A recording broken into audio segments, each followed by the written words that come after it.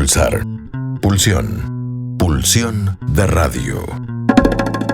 Un programa donde la cultura late y el inconsciente nunca falta a la cita. Conducción y producción, Gabriel Pulice, Florentina Gamarra y Diego Yaiche.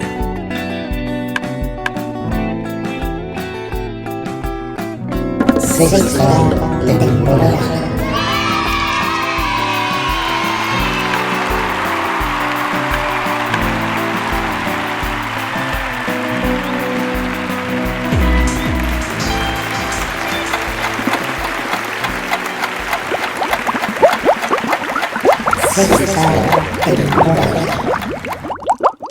Muy buenas noches, señoras y señores, compatriotas y compatriotos. Esto es Pulsión de Radio, la sexta temporada. Mi nombre es Gabriel Pulice y muy buenas noches, Florentina Gamarra. Muy buenas noches, Gabriel Pulice, ¿cómo le va? Bueno, muy buenas noches, Diego Yaiche. Aquí estamos. Muy buenas noches, compañeros de... En un día independiente, podríamos decir. Sí, bueno, era una ilusión lo de la independencia, aparentemente. Pero bueno, seguimos creyendo. ¿Comieron pastelito? Sí, es como que estamos en el minuto 77. Claro, claro. Estamos siempre en el minuto 77, exactamente. A la espera de dar vuelta el resultado. Pero, bueno, ¿y qué tenemos para hoy? Bueno, en el día de hoy vamos a tener una invitada muy especial ahora de entrevistas. Ella es Elena Bravo Ceniceros. ¿Estará por ahí? Sí. ¿Estará? ¿Ya sí, está? a ver. ¿Ya está entre nosotros? Está entre nosotros. Oh, muy buenas tardes allá, buenas noches aquí. Verlos. Muy bienvenida, Elena, ¿cómo estás? Es un gusto tenerte acá en Pulsión de Radio. Buenas noches a los tres y a toda su audiencia. Muchas gracias por invitarme, qué gusto estar acá. Muchísimas gracias. Bueno, le contamos a nuestra audiencia que Elena está en México, así Sí. que después la vamos a presentar como corresponde. Y mientras tanto contamos, ¿y qué tenemos luego de la hora de entrevistas? ¿Qué más tiene este programa, Pulice? Bueno, luego nos vamos a inaugurar en esta sexta temporada nuestra tradicional columna de crónicas nómadas. Ajá, o sea que lo tenemos al En la Leonardo. voz de Leonardo Leibson, Muy sí, bien. que ya pronto va a llegar también. Y bueno, Elena, yo voy a aprovechar para mandar unos saluditos también a algunas y algunos queridísimos amigos en Ciudad de México, como Lorena Nájera, en Querétaro, Marco Antonio Macías, y Estrella Flores Brasdefer, Belia Herrera, y en Cancún, y Carlos David Suazua, y el hombre rana, en Monterrey, Araceli Franco Alcocer, y también para Tadeo Rivera, en fin, muy querido. No sabemos si nos quieren mucho en México, por lo menos viendo los posteos mundialistas, pero... Se puso tensa la cosa ahí. Sí, después te vamos a preguntar quién querés que gane la Copa del Mundo, a ver si continuamos con la entrevista.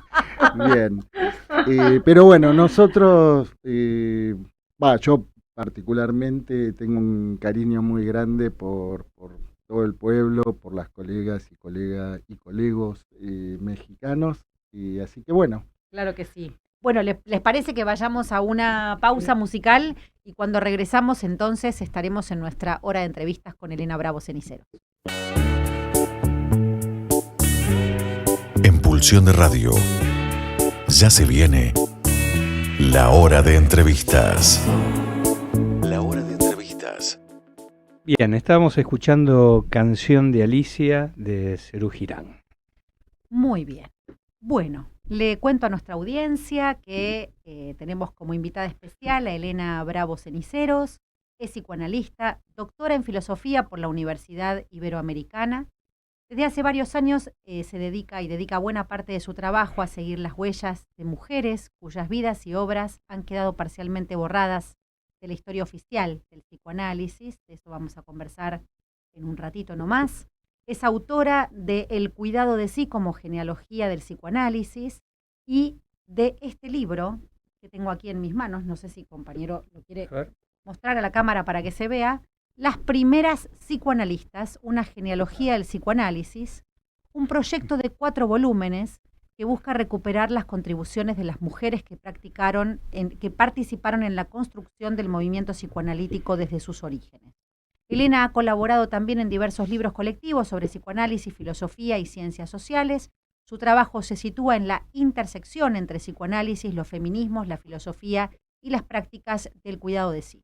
En su práctica clínica y en su trabajo de investigación convergen preguntas sobre el deseo, el cuidado de sí, la subjetividad contemporánea y las relaciones entre lo psíquico y lo social. Su apuesta consiste en leer y practicar el psicoanálisis no como un saber cerrado y concluido, sino como una tradición viva atravesada por tensiones, debates, silencios, pero también abierta a nuevas lecturas, preguntas y formas de construcción. Elena Bravo, muy bienvenida a Pulsión de Radio. Ay, estoy encantada, feliz de estar acá con ustedes y muy agradecida por este espacio, muy agradecida. Y por supuesto que acá también los queremos mucho a ustedes. Agradezco mucho que desde la pandemia, quizá desde antes, ha sido mucho más posible una comunicación, ¿no? Que ahora se sienten cerca, ¿no? Se sienten cerca, trabajar con ustedes, dialogar y hacer hasta amistades fuertes, ¿no? Eso ha sido una maravilla de últimas fechas para acá, ¿no? Me parece. Bien. Y en esta ocasión, Elena, bueno, en principio tengo en mis manos, y por supuesto gracias a vos, nuestro último encuentro me tuvo con la fortuna de poder tener en mis manos el primer tomo, vamos a decir así, el primer tomo de una serie de 4 que lleva por título, como decíamos, Las primeras psicoanalistas, una genealogía del psicoanálisis. El que tengo en mis manos es el que tiene reciente publicación. Digo reciente, no, bueno, es reciente y no reciente, porque ya tengo entendido que está por salir, ¿no? el segundo tomo, o está cerquita de salir el segundo tomo allí. Y en este caso, bueno, primero felicitarte, agradecerte. Estoy abocada a la lectura de este libro que me parece que es maravilloso. Y me llevó a investigar un poquito sobre otros títulos, sobre lo que hemos conversado en alguna otra oportunidad, pero también en un primer momento la palabra que circulaba era las pioneras, ¿no? Las pioneras del psicoanálisis.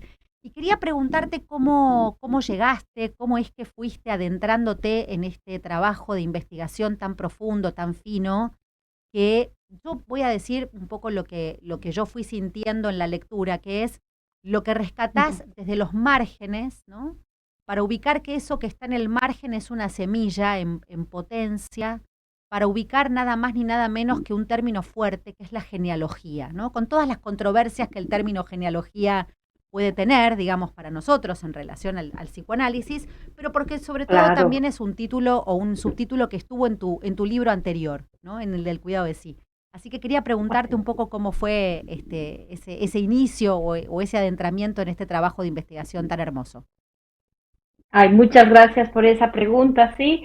Bueno, justo elijo la palabra genealogía desde ahí, ¿no? Como de tratar de ubicar que no es la historia quizá como la hemos aprendido a veces, me parece, ¿no? Como una construcción del psicoanálisis que viene de la medicina y que después es Freud, después 2 o 3, después Lacan y ya está, ¿no? Y hay un gran héroe y hay sus discípulos y entonces así se crea el psicoanálisis. Cuando pienso en esa noción de genealogía es tratar de encontrar distintos orígenes, cómo hubo distintos campos, fuerzas, personas participando en la construcción del psicoanálisis. No es la obra de un genio fundador y sus discípulos que lo repiten y que lo siguen, y 2 o 3 que de pronto aparecen con alguna idea novedosa. Me parece que es mucho más compleja la historia del psicoanálisis desde la creación hasta el día de hoy.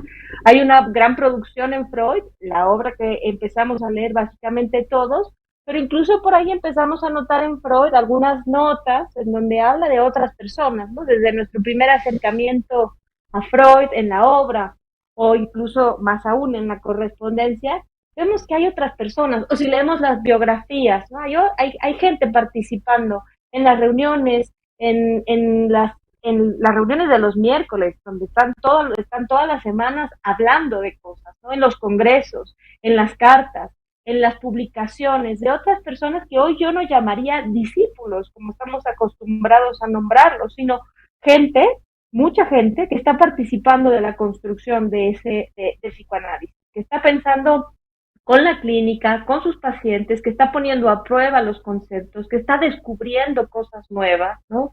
Que está dialogando con otros colegas y que está produciendo, y que esa otra producción ha quedado en gran medida silenciada, ¿no? Normalmente en los programas de estudio, en los programas de formación nos quedamos con 2 o 3 o más en el mejor de los casos, si no es que pasamos de Freud a Lacan, y no vemos que hay muchas más cosas, ¿no? Muchas más cosas. Hay otros conceptos que incluso no están elaborados en la obra de Freud. Hay otras posiciones, ¿no? También de gente que dice yo no estoy de acuerdo. Hay gente que incluso, y aquí yo me centro en estas mujeres, que incluso se adelantan a Freud hablar de ciertas cosas y que no se ha escuchado ese trabajo, no se ha leído, no se ha traducido, no se ha publicado a veces, ¿no? Entonces, bueno, esa es la tarea que me he dedicado a hacer, ¿no? Incluso porque pensaba, ¿no? Bueno, hablar de las primeras es inevitable que en una primera aproximación uno piense allí en lo femenino, ¿no? En la feminidad y en todas sus aristas y sus vertientes. En lo personal, a mí me gusta pensar lo femenino como una posición, creo que de eso se trata, y en todo caso, por eso hablaba de los márgenes y por eso decía que esta cuestión que queda ahí, como cercenada, me parece, no sé si sería la palabra, ¿no? A mí me llama la atención leyéndote y que puedo encontrarte un poco como autora, pero también como analista, porque me dio la sensación permanentemente al leerte que tu trabajo testimonia un modo, no solo de investigar, sino también un modo de rescatar desde esos lugares cercenados, desde esos lugares que quizás están corridos al ojo superficial, digamos, ¿no? En esa lectura más ligada a esto que vos decías, a esos dos grandes pilares, Freud y Lacan, ¿no?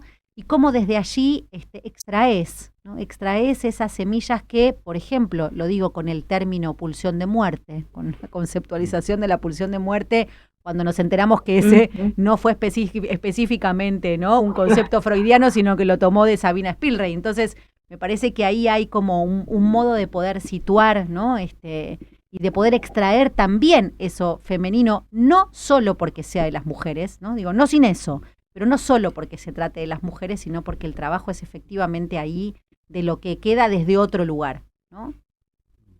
Exacto, sí, de lo que ha quedado desde otro lugar, me gusta eso. Y en este caso en particular, pues silenciado por muchísimas razones, ¿no? Además, la historia de estas mujeres en esa época, judías, la mayoría de ellas, ¿no? Entonces les tocó vivir Primera Guerra Mundial, Segunda Guerra Mundial, migraciones, una enorme dificultad, ¿no? Para ingresar a las escuelas de medicina donde muchas de ellas querían estar, muchas dificultades para lidiar con la maternidad, con el matrimonio y con la práctica analítica, es decir, hubo con mucha misoginia, muchos obstáculos, ¿no? El antisemitismo, es decir, hubo tantos obstáculos que es más sorprendente que hoy podamos todavía hablar de ella, ¿no? A pesar de que durante mucho tiempo su obra ha quedado secundaria. De todos modos, poder rescatar hoy y poder ver esos testimonios de lo que pensaron, de lo que vivieron, de lo que trabajaron, porque algunas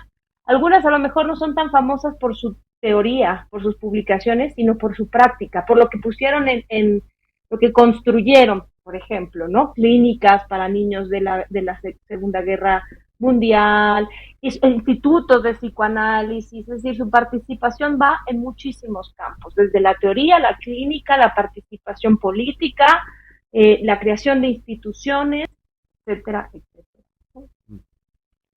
Sí, Elena, intercalo un saludito que me llegó recién para ti de parte de Lionel Klikiewicz, que está qué gusto. escuchando atentamente el programa.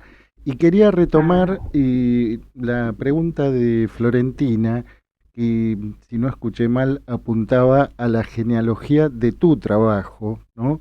Entonces, te quería preguntar, ¿con cuál de ellas, de esas 200 mujeres, ¿no?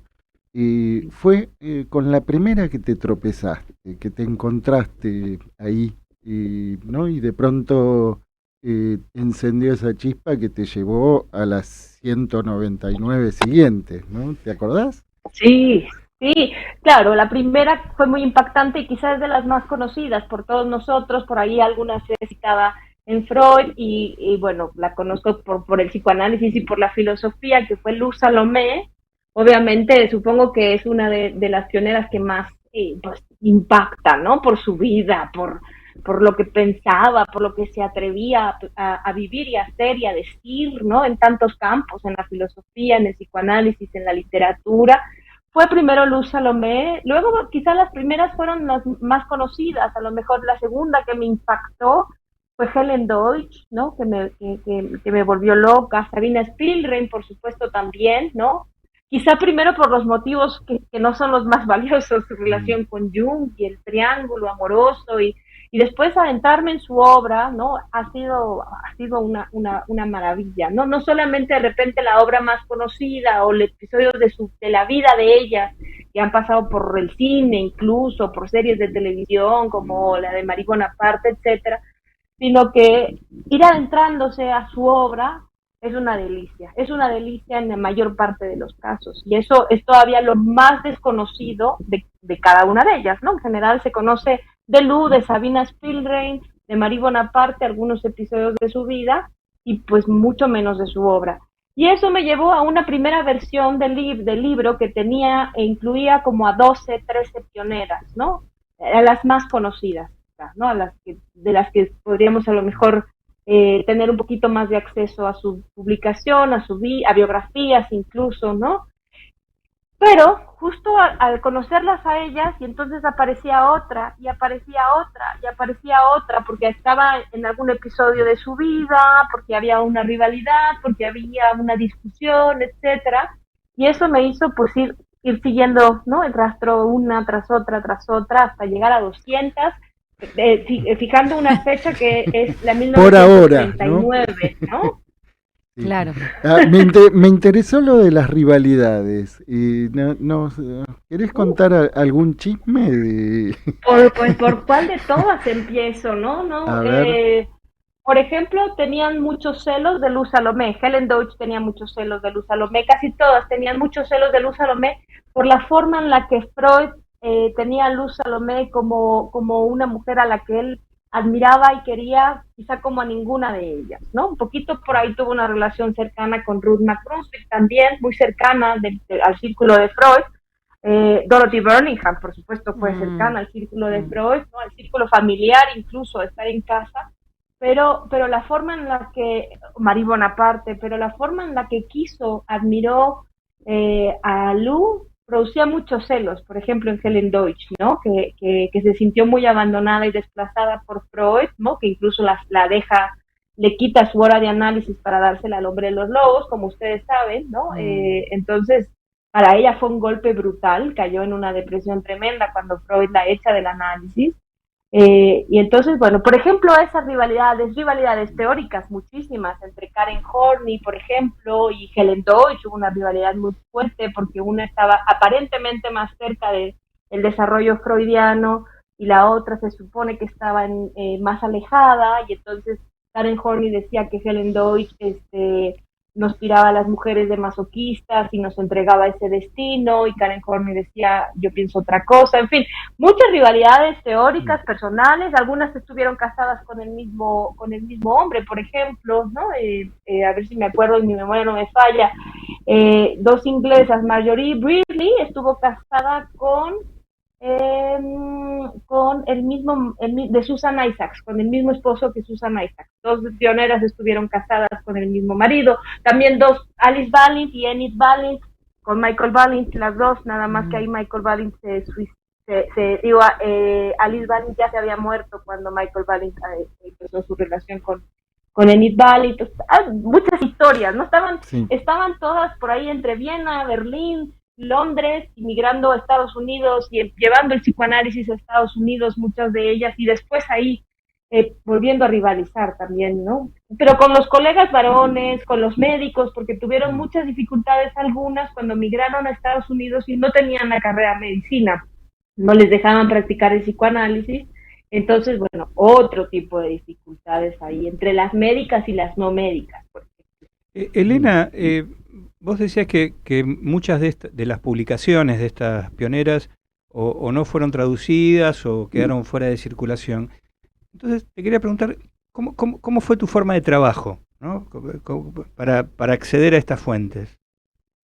Claro, mi principal referencia de bibliografía ha sido el famoso PEP, ¿no? Las publicaciones psicoanalíticas que están compiladas en el International Journal of Psychoanalysis, que ahí hay muchísimas, ¿no? Muchas publicaciones que no están en libros, pero que están en esos artículos, ¿no? Artículos sueltos que fueron publicados en el International Journal of Psychoanalysis desde entonces. Algunas de ellas, pues sí tienen libros en otras lenguas, por ejemplo, ¿no? Algunas de ellas sí hay compilaciones de sus libros en francés, en inglés, sobre todo en esas dos lenguas. Algunas están publicadas en castellano, alguna parte de su obra, como Lu o como Helen Deutsch, ¿no? Hay alguna partecita de su obra que sí está en castellano. Algunas otras ha sido tan difícil acceder a su bibliografía que lo que he podido hacer, y ha sido una maravilla eso, contactar a los distintos institutos en donde ellas estuvieron, y a veces me han hecho llegar, cuando han tenido la máxima amabilidad, algún PDF, ¿no? Que escanea como su obra, a veces incluso a manuscrito, o a veces he ido a los institutos y me han abierto las cajas. Por ejemplo, de Therese Benedict en Chicago, me abrieron las cajas con sus obras publicadas y las no publicadas, pero todas sus versiones escritas en máquina y a mano, por ejemplo. El Instituto de Boston ha sido muy generoso. En fin, ha sido una tarea titánica. Ha sido una verdadera tarea titánica conseguir en librerías de usado de todo tipo de países esta bibliografía, ¿no? En fin, no ha sido nada sencillo. Y a mí me encantaría ver cómo las traemos al castellano, ¿no? Las traducimos, las traemos al castellano, las publicamos. ¿De cuánto tiempo estás hablando, así aproximadamente? ¿Cuánto tiempo de investigación te llevó? Hasta ahora como 10 años, básicamente 10 años, así es. Interlocución con gente, con otras mujeres, digo mujeres porque han sido mujeres colegas que están dedicadas al estudio de algunas de ellas, ¿no? Hay una en Nueva York que se llama Nelly Thompson, que está dedicada a todas las que emigraron a Estados Unidos.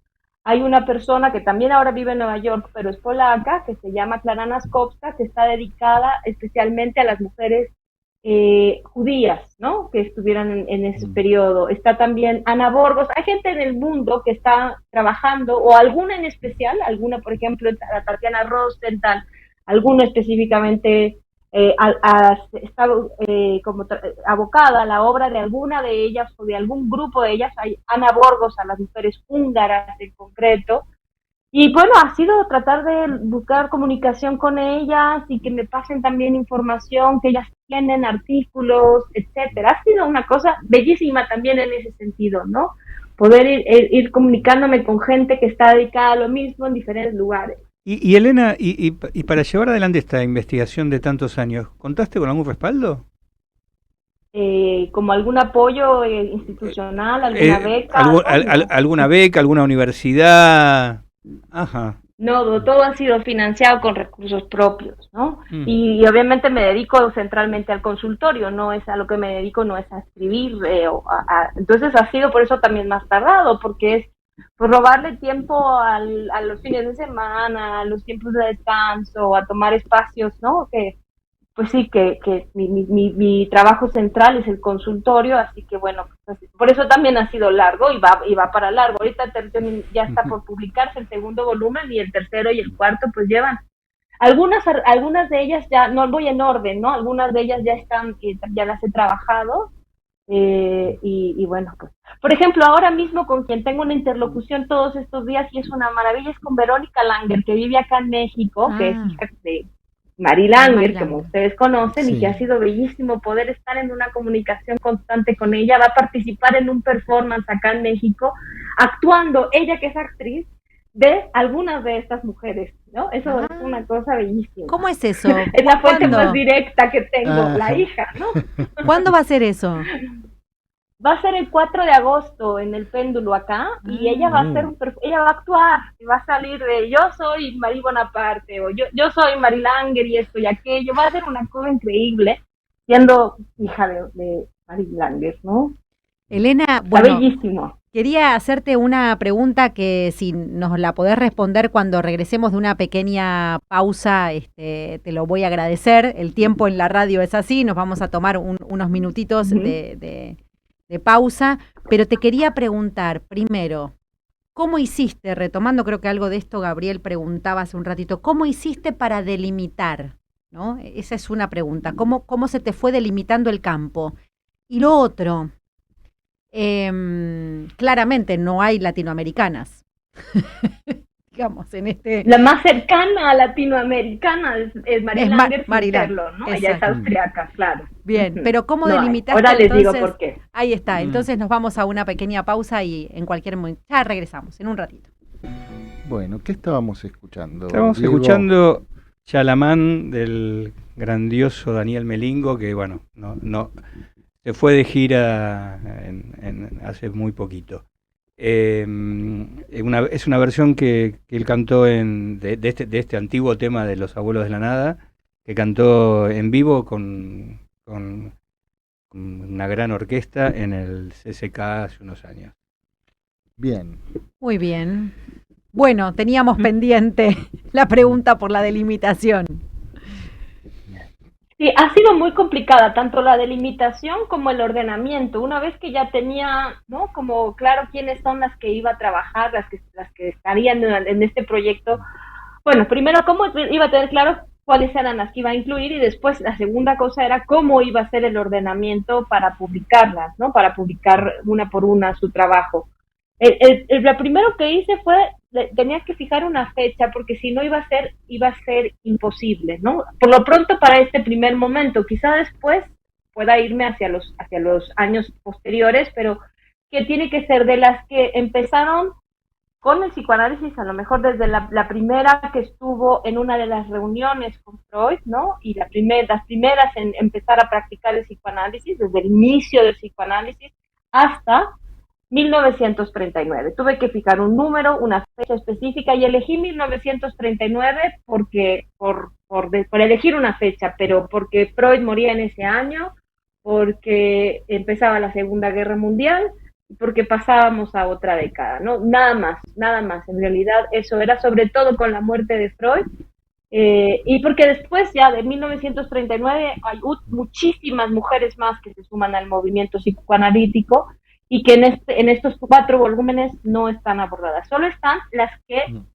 ya practicaron el psicoanálisis, ya pertenecieron al movimiento psicoanalítico formalmente en 1939, las que ya eran psicoanalistas. Entonces, después dije, ¿y qué hago con todas ellas? Porque su trabajo, por ejemplo, pensé en algún punto, y si lo hago temático, ¿no? Porque muchas de ellas trabajaban el tema de la feminidad, o la psicosis, o el desarrollo infantil, o la técnica psicoanalítica infantil, o problemas de la formación, pero era imposible porque tampoco es que trabajaran un solo tema y pudiera yo solamente decir en las que trabajan psicosis, ¿no? Por ejemplo, porque ellas trabajaban, la mayoría de ellas van avanzando en diferentes caminos y diferentes temas, también tienen una evolución en su obra. Incluyo a las mujeres que están hasta 1939 como parte del movimiento psicoanalítico, pero algunas tuvieron unas vidas muy largas, y entonces hay publicaciones que son de los 60s o de los 70s, ¿no? Porque todavía estaban vivas, y esas sí las incluyo. Es una cosa muy rara, porque entonces puede ser que haya una mujer que publicó en 1950 y no esté incluida, y otra mujer que publicó en 1970 y sí está incluida, pero el criterio fue aquellas que pues formaron como analistas y ya eran oficialmente analistas hasta 1939. Ahora, en relación a esto te quería preguntar la perspectiva, por ejemplo, la conceptualización del cuerpo. la conceptualización sobre el amor. Pienso, ¿no? En este punto, esas miradas femeninas, ¿no? Que imagino que son distintas a las otras miradas que quizás, bueno, diría, fueron más conocidas, ¿no? Las teorizaciones. Pero la pregunta es, ¿qué modificó, qué tocó de tu posición como analista esta investigación? Digo, encontrarte con distintas miradas sobre el cuerpo, incluso recién decías sobre el narcisismo y también sobre el masoquismo, ¿no? Ese cruce que hace Helen Deutsch y que en algún punto fue bastante cuestionado. Digo, ¿qué modificaciones en relación a esta investigación detectaste, ¿no? En esa afectación en tu posición como analista, que imagino que eso sucedió. Totalmente, claro. Podría hablar de a lo mejor de influencias específicas que cambiaron mi posición, de alguna de ellas, digamos, pero también del hecho de trabajarlas a ellas, a ellas en su conjunto, no solamente en específico. Porque algo que me permitió a mí, lo personal, incluso como una transformación, diría, personal y como analista, es salir de un dogmatismo, ¿no? Porque entonces para mí ya no se trató, porque para ellas tampoco se trató, y eso me lo enseñaron, de repetir mejor a Freud, de repetir mejor a Lacan, de repetir, ¿no? Mejor y en la lengua original, y, ¿no? Y con más rigor de cita textual y cómo lo pensó el autor o el autor aquel, sino hacer del psicoanálisis algo donde es posible atreverse a mucho más que a lo que nos enseñaron los escritos sobre técnica o los modelos más tradicionales. Ellas se atrevían a cosas que son muy distintas a los que nos enseña el psicoanálisis tradicional. Todas ellas, porque si están aquí incluidas es porque todas tienen por lo menos alguna posición propia, cosa que no es tan fácil encontrar incluso en nuestro psicoanálisis actual, donde encontremos a alguien que tiene una voz propia, que tiene una posición, que cuestiona los conceptos, ¿no? Que plantea nuevos temas de investigación, ¿no? Que le discute a Freud y que le discute a otros autores, que escucha el consultorio y es el principal lugar de donde saca su teoría y cuestiona la posición psicoanalítica, no desde donde cita mejor a Freud, sino donde lo que su consultorio, su consulta ahí, incluso consultorio digo, pero ni siquiera necesariamente, está Frida Fromm-Reichmann, por ejemplo, que pues es otro tipo de trabajo, que no es en el consultorio, están gente que está trabajando con niños en casas hogares, gente que está trabajando en hospitales con con mujeres embarazadas o en el parto o en la lactancia, es gente que está trabajando con grupos, con población específica de adicciones, por ejemplo, con gente en la cárcel, ¿no? Con prisioneros en la cárcel, en fin, ¿no? Es decir, tienen muchos, por decir, laboratorios, ¿no?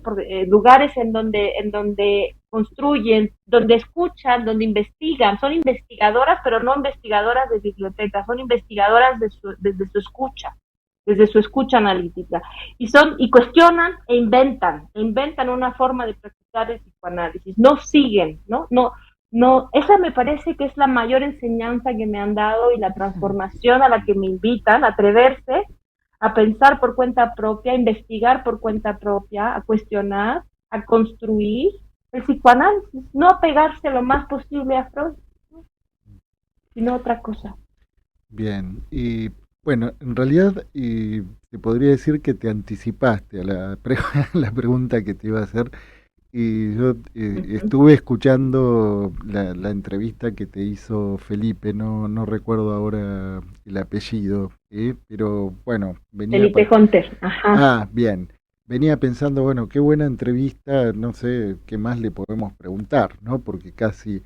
Pero, bueno, vos ahí habías mencionado también que no solo te habías interesado en la obra escrita, sino que te habías encontrado también, bueno, con toda esta paleta de colores de áreas, de campos, de experiencias y que llevaron adelante estas mujeres pioneras del psicoanálisis. ¿Y podés ampliar alguna en particular que te haya sorprendido, que te haya parecido, bueno, como algo que se anticipaba a la época?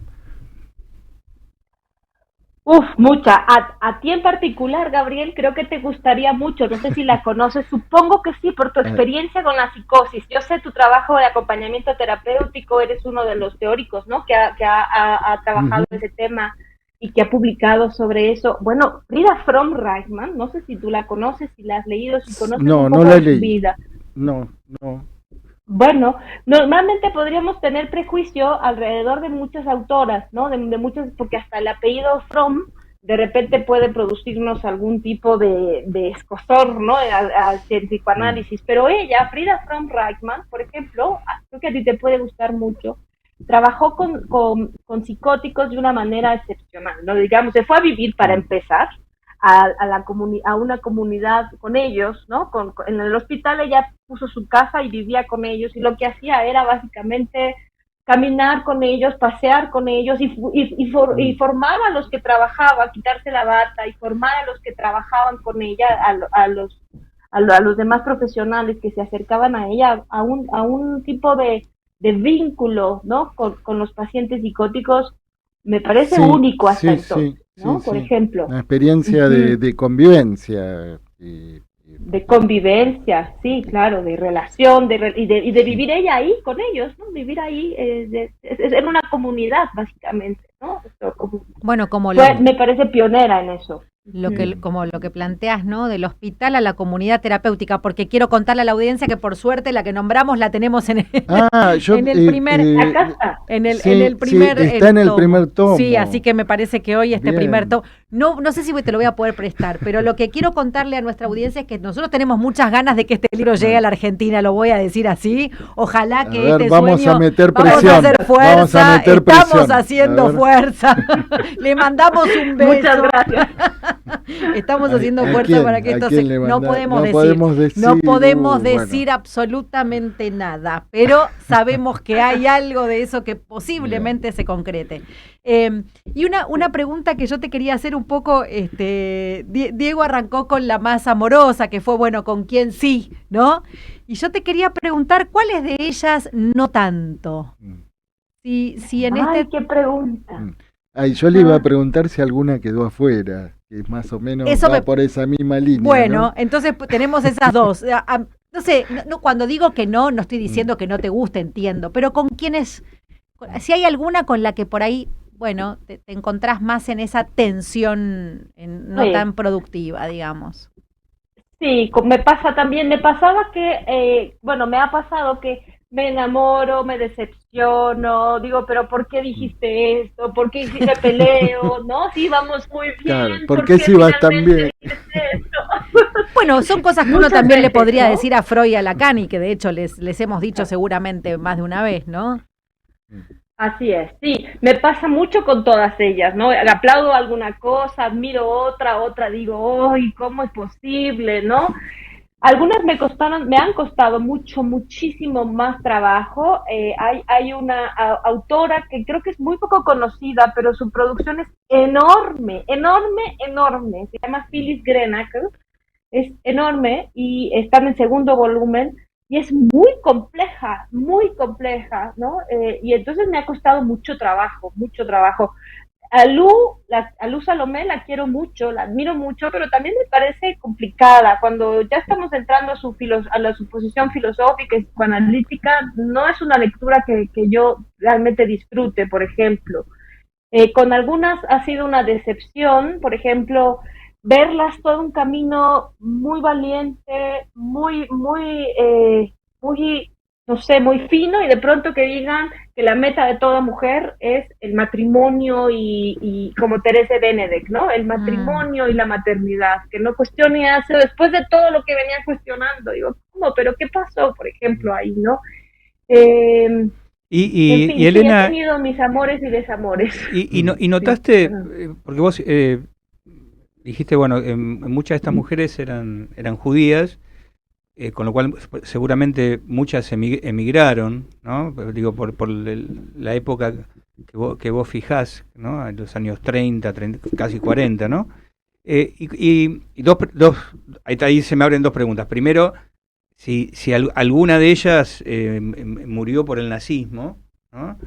Y la otra pregunta que se me hace es, si cuando emigraron, vos notás que hay algún cambio en su obra, ¿no? O sea, si en sus posiciones con la emigración. Sí, muy importantes las dos preguntas. Varias murieron, sí, en el campo de concentración, Margarete Hilferding, por ejemplo, ¿no? En un campo de concentración tal cual. Muchas murieron por el nazismo. Varias, desafortunadamente, murieron, muchas más de lo que quisiéramos imaginar, por suicidio, ¿no? Porque justo, porque las condiciones de vida de ellas eran terribles. Si no habían muerto ellas, se habían separado de su familia, se había muerto un hijo, en fin, unas condiciones varias por suicidio, muchas más de las que quisiéramos imaginar. Sabina Spielrein fusilada, Hugh Helmut asesinada por su sobrino. Hay historias trágicas, tremendamente trágicas en la vida de ellas. Incluso algunas suicidio, diríamos, por negligencias de sus analistas, me atrevería a decir, ¿no? Por unas cosas brutales de algunos analistas que se conocen ahora, lo que pasó. Ahora, su cambio, bueno, y en el mejor de los casos, las que algunas pudieron migrar y otras tuvieron que quedarse y vivir en situaciones terribles o morir, ¿no? Las que migraron, algunas se pudieron asimilar mucho mejor a la vida en Estados Unidos. La mayoría de las migraciones fueron obviamente a Estados Unidos, aunque no nada más, ¿no? Hubo quienes se fueron a Palestina, a otros lugares, pero en su mayor caso fueron a Estados Unidos, y fue muy difícil para algunas adaptarse a esa cultura, desde la lengua, desde que no les dejaban practicar el psicoanálisis, ¿no? Porque las que no eran médicas tuvieron a veces que volver a estudiar medicina, por ejemplo, ¿no? Y empezar a estudiar medicina a esas alturas de su vida. Y algunos odiaron vivir en Estados Unidos, no pudieron aceptarlo, o odiaron, como es el caso muy claro de Helen Deutsch, el psicoanálisis que se producía en Estados Unidos. Helen Deutsch se adaptó a Boston, vivió en Boston y formó generaciones de analistas en Boston, pero nunca soportó la manera en la que se leía el psicoanálisis y se practicaba el psicoanálisis en Estados Unidos, ¿no? Decía que esto era ya un psicoanálisis totalmente diluido, sin pasión, sin la pasión con la que habían estado trabajando en Europa, ¿no? En fin, y hubo otras que por el contrario, quizá justo lo que hicieron al llevar el psicoanálisis a Estados Unidos fue diluirlo, ¿no? También pasó eso, participar de ese movimiento que conocemos en la historia del psicoanálisis, de acercarlo demasiado, por ejemplo, a la psicología, a la medicina, hacerlo entrar demasiado, diluyéndolo también. También hubo quienes participaron de eso. En fin, hubo de todo ahí. ¿Y vos crees que esta cuestión, cuando hablábamos recién de esos capítulos censurados, ¿no? Ubicándolas como capítulos censurados o como mujeres cercenadas, ¿era por una cuestión solamente de género o tenía que ver también con las temáticas que abordaban, que un poco interpelaban o interrogaban los desarrollos imperantes? ¿Cómo lo ves eso? ¿Crees que era por el solo hecho de ser mujeres? Por ser mujeres, sin duda, porque además ser mujeres implicaba muchas cosas, desprecio de algunos de los analistas, muy claro desprecio de algunos de los analistas, dicho como tal, no es algo que me invento, también busco algunas referencias en el intercambio entre la correspondencia o las afirmaciones en las sociedades, en las minutas de la Sociedad de los Miércoles, afirmaciones claras, ¿no? De que la mujer no podía o no tenía el intelecto, la capacidad, y entonces desde ahí una desvalorización tremenda. Otras por las complicaciones de su vida también, de entre la maternidad o etcétera, tenían a veces que dejar en un segundo plano, ¿no? También su trabajo psicoanalítico, incluso a veces, dicho así, hasta por sus analistas también, ¿no? Que les aconsejaban dejar en un segundo plano su producción psicoanalítica para que se dedicaran al esposo y a los hijos. También, bueno, algunas tuvieron una situación privilegiada, conocemos Marie Bonaparte, pues la situación privilegiada de la que viene, económica, pero no era el caso de todas. Ludwika Karpinska era una mujer polaca que fue la primera que estuvo en las reuniones de los miércoles, la primera mujer que se sentó en la mesa con ellos, ¿no? A discutir los temas psicoanalíticos. Es Ludwika Karpinska, que tuvo enormes dificultades para lograr terminar la carrera, migraba de Polonia a Alemania, empezaba a estudiar un poco, se le acababa el dinero, tenía que regresar a su país, trabajar de niñera, regresar otra vez a Berlín para seguir estudiando, regresar a su país para poder juntar otra vez dinero, y así una y otra vez con todos los obstáculos en contra. Eso hace muy difícil la producción, muy difícil, pues le cuesta el triple de trabajo, ¿no? Mucho más que eso. Y luego también, bueno, no solamente le pasó, creo, a las mujeres, sabemos que a lo mejor muchos otros autores, psicoanalistas, colegas o discípulos, como se les suele decir, pues quedaron también en un segundo plano, sobre todo cuando no estaban apoyando las ideas de Freud, ¿no? Y eso pasó con varias de ellas.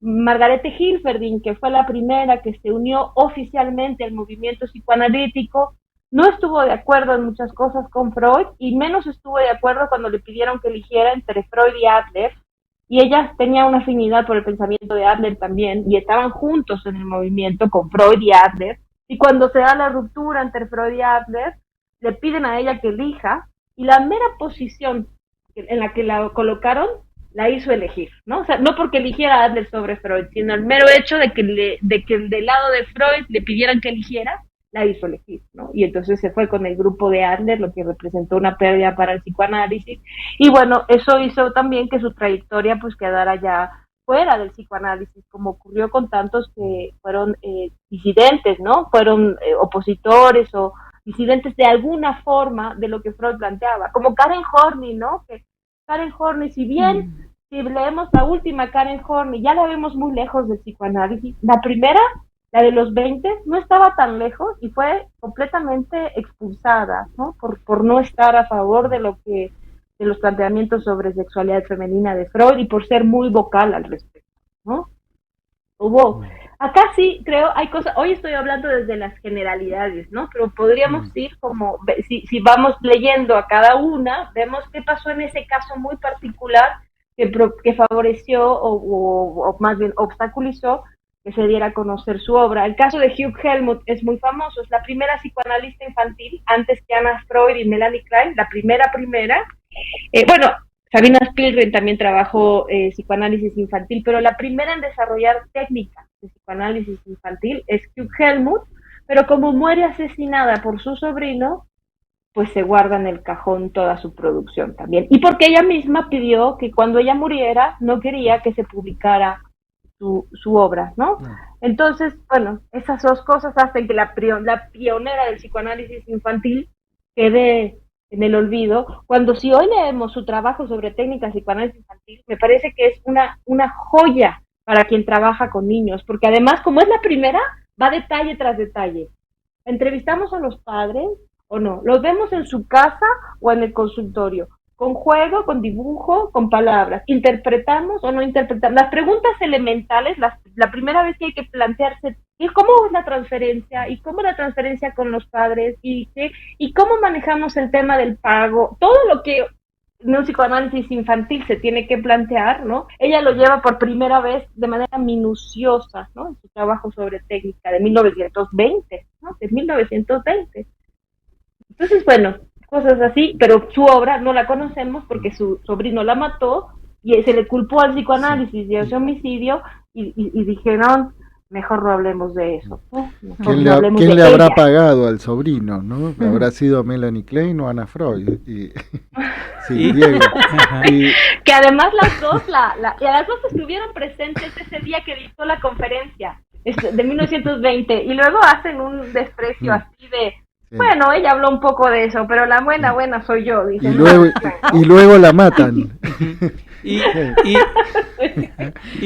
Elena, ¿y cómo fue recibido tu libro en la actualidad? Pues, ha habido de todo, ha habido mucho interés, afortunadamente, mucha gente que tiene interés, que quiere salir un poquito de lo mismo, y eso, bueno, lo agradezco, que encuentra valor en esta obra, no solo lo digo como históricamente, sino como forma de poner a trabajar hoy todavía muchas cosas, es un pensamiento vivo, no es un pensamiento nada más histórico, es algo que nos puede hacer pensar hoy los debates sobre psicosomática, sobre cualquier tema psicoanalítico, que muchos de ellos ya están acá y que hoy los podemos poner sobre la mesa con las discusiones actuales, con nuestra práctica. No son solo piezas históricas de museo a admirar y contemplar, sino a trabajar, ¿no?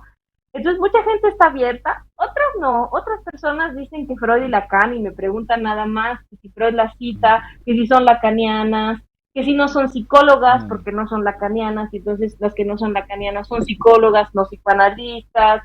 Entonces ha habido de todo, gente muy interesada y gente que de antemano sin conocerlas, me parece, las desprecia, ¿no? Esa ha Bien. sido Yo mi percepción. quisiera comentar, bueno, antes de despedirnos, por supuesto que esta edición en México está a cargo de Navarra, y que prontamente está por salir entonces el segundo tomo de los 4. Y lo que quisiera destacar es del hermoso prólogo a cargo de Fernanda Magallanes. Ella lo que dice es que has hecho un trabajo arqueológico y coincido, es una arqueología epistémica tu trabajo, Elena, así que me parece que es súper Gracias. interesante. Recomiendo y espero, y te vamos a contar que a partir de mañana estamos juntando firmas para que este libro Sea publicado en Muchas la gracias. Argentina. editado en la Argentina, Sí. me voy a encargar ¿Ustedes personalmente. cómo Sí. creen que se reciba ya? ¿Qué piensan Y ustedes? Díganme depende ahora. de la respuesta que tú tengas a esta última pregunta. Ay, ay, ay. En el caso de que te gustara el fútbol, ¿cuál sería tu equipo favorito para ganar el mundial? Ay, no me No, pongan ahí, no, porque mi no, esposo eso- es francés, Le- entonces me Ah. ponen en complicaciones. Esa final Francia-Argentina la estoy viendo venir otra vez. Claro, hoy celebraron el triunfo. Así es, y entonces Uy, no me uy, pongan uy. ahí, porque Bien. me divorcian en un rato si digo algo que no puedo decir. Bien, entonces pondremos en suspenso el tema de la publicación en Buenos Aires, Florentina. Bien, bueno, muchísimas gracias por estar Gracias con a nosotros, ustedes. Elena. Gracias, Elena. Te mandamos un beso muy grande. Muchísimas gracias por haber aceptado Igual esta a entrevista. ustedes. Y bueno, muchas felicitaciones por este hermoso libro. Un abrazo grande. Muchas gracias. Saludos al gracias, francés. gracias. Saludos al francés. Chao, Elena. Bien, nosotros nos estamos yendo a una pausa comercial de la radio y a la vuelta estamos con Leonardo Leibson y nuestras crónicas nómadas. ¿Saben que estamos en el aire? No sé qué habremos dicho. Y a veces bueno, es mejor estar un poco en el aire, porque Sí, si no, sí. con los Bueno. pies sobre la tierra, con Flotando. las cosas que están pasando. muy bienvenido, Leonardo Leibson, Muchas gracias, un gusto estar acá otra vez. nuestro conductor invitado también durante el mes de junio. Nuestro conductor Hemos- invitado que no tiene puestos los auriculares. Sí. Ay, Dios mío, Dios mío. Ahí está. Ah, sí. Fíjate ahora si sí, A escuchas. ver, ahora sacale sí. la banderita. ¿Escuchas bien ahí? Perfecto, Ahí, sí. Perfecto. Bueno, ¿por dónde andaremos hoy? Bueno, a ver, se me ocurrió, en realidad hace mucho que tengo ganas de traer algo de un libro muy particular, que me recomendó un amigo muy querido. El amigo se llama Daniel Katz y el libro se llama El Monte Análogo, de un escritor y poeta francés, René Daumal. René Daumal, un escritor muy particular, muy atípico, y este libro es muy atípico. René Daumal tiene, por ejemplo, una definición de qué es un agujero. Dice Ajá. que es una ausencia rodeada de presencias. Mm. Una buena definición Muy bueno. Anote, ante algo muy, anote, amarrate muy que- difícil de- que viene Teoría, investigando sí, esas definición cosas. esa mata la del alfarero, ¿eh? No, sí. Y- bueno, anda por ahí. ¿Cómo es? ¿Cómo es? ¿La puede decir de nuevo? Una ausencia rodeada de Rodeada de presencias. ¿Mm? Si hay algo difícil de definir es un agujero. Lacan se pasó años y años preguntándose, ¿no? Preguntando qué es eso. Bueno, y este señor escribe este libro, que además es su último libro, porque literalmente el libro termina en un momento en que él se murió. Así. Ah, Llega hasta un punto que es hasta donde él podía escribir y parece que en medio de una página se levanta a atender a alguien a la puerta y ya no puede seguir escribiendo y ahí termina el libro. consecuente con la escritura. Y es un libro se que encontró como con el agujero. Ahí está, no Sí. pudo más. ahí ya y está medio reconstruido, y es un libro que tiene que ver, entre otras cosas, con la montaña. La Es historia, uno de sus temas favoritos, claro, que es un Leibson. tema que a mí me llama. Pero en realidad iba a hablar solo de esto, pero después me di cuenta de que se juntaba con otra cosa. Y entonces me acordé de este otro libro, el de George Agamben. Nunca sé si es Agamben, Agamben, depende de quién lo diga. Yo le digo Agamben, y que se llama El uso de los cuerpos. Un libro realmente espectacular, enorme, y que tiene un capítulo que se habla de lo inapropiable. En eso inapropiable él ubica 3 cuestiones. Dice que empieza con lo inapropiable porque él está viendo qué es el uso, qué es el uso de los cuerpos. ¿Qué quiere decir eso? Porque esto va desde un amo griego que hacía uso del cuerpo de sus esclavos y que tenían todo el derecho del mundo para hacerlo, hasta los monjes franciscanos que piden no tener ninguna propiedad, no tener ninguna posesión y solo tener cosas que usan sin ningún derecho a poseer nada, ¿no? Entonces, hablando de eso, se encuentra con esta cuestión de lo que no se puede apropiar, de lo inapropiable. Y él dice que hay 3 cosas fundamentalmente inapropiables, que son el cuerpo, el lenguaje y el paisaje. Por lo del paisaje se me juntó con lo otro, con lo de la montaña. Pero, ¿por qué? Además, porque hay algo en el paisaje que, bueno, que él lo cuenta acá, lo trae acá. Alguien dice que el montañismo es poner los pies en el lugar donde uno antes puso la mirada. Que primero uno pone la mirada y después uno quiere ir ahí, uno quiere meterse ahí, quiere llegar ahí. Yo pienso que eso tiene que ver mucho con el amor, ¿no? El amor se le parece, uno quiere poner no solo los pies, ¿no? Pero quiere poner el cuerpo a donde uno primero puso la mirada, ¿no? Y llegar a eso, cómo llegar ahí y hasta dónde se puede llegar ahí, porque el asunto es que cuando uno quiere entrar, ¿no? Uno quiere meterse en el paisaje, uno quiere mirar la montaña de lejos o el lago o la cascada o lo que sea, o el amor, por supuesto, porque yo convencido de que el montañismo es una cuestión puramente amorosa, fundamentalmente amorosa. Uno hace esas cosas por amor, no hay ninguna otra explicación, además de que uno vaya y se muera de frío y se canse y se torture y qué sé yo, y putee y proteste. Solo por amor se puede hacer eso. Entonces, esto de que uno pone los ojos y quiere poner, uno que quiere meterse ahí, uno quiere entrar ahí. ¿Y hasta dónde se puede entrar ahí? ¿No? ¿O qué implica querer ir? ¿Hasta dónde se puede ir ahí? Bueno, ahí es donde el cuerpo, el lenguaje y el paisaje efectivamente no se juntan, porque no se juntan, pero se copertenecen, ¿no? Pasa algo con ese tipo de experiencia. Y yo creo que el análisis también tiene algo de eso. O sea, el trabajo del análisis tiene algo de querer llegar a ese lugar, ¿no? En algún momento estaba más de moda querer llegar como al trauma originario, por ejemplo. Sí, con la diferencia de que en el análisis la sensación que uno tiene es que la montaña se va corriendo, ¿no? Sí, bueno, en la montaña también. En la montaña también, cierto. Y en el amor también. Y en el amor ni te cuento. Y en el amor, bueno, el análisis es una O experiencia. se van corriendo. De pronto te aparece una montaña. Claro, sí, también el precipicio suele aparecer de golpe. Ahora les voy a leer algo ahí de Domal. El precipicio aparece cuando uno menos se lo espera, uno va caminando, se va perdiendo, qué sé yo, y de repente se da cuenta que uno llegó al borde de algo.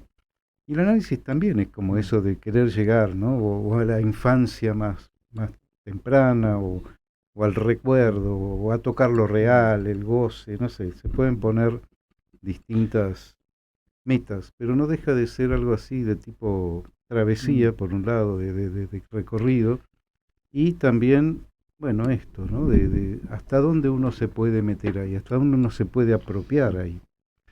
Lo cual tiene que ver con esto del cuerpo, porque uno, además de no poder apropiarse del cuerpo de uno, menos puede apropiarse del cuerpo del otro.